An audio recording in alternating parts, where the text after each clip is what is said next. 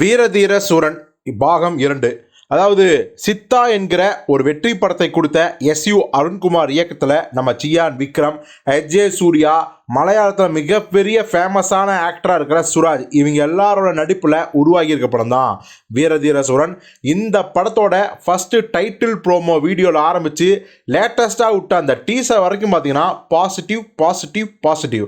So இந்த படம் எப்போ வரும் அப்படி தான் ரசிகர்கள் எதிர்பார்த்துட்டு இருக்காங்க. குறிப்பாக இந்த படம் வந்து நம்ம சியான் விக்ரமுக்கு வேற லெவலில் ஒரு வெற்றி படமாக இருக்க போகுது.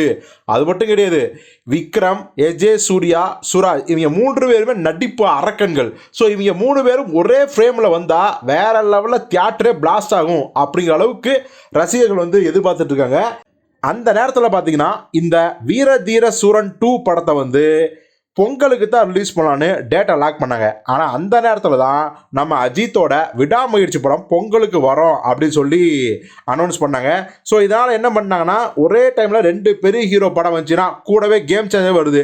ஸோ எப்படி பார்த்தாலும் நமக்கு போதுமான தியேட்டர்ஸ் கிடைக்காது இல்லை. ஸோ ஒன்று பண்ணுவோம், ஜனவரி 26 போயிடுவோம் அப்படின்னு பிளான் பண்ணாங்க.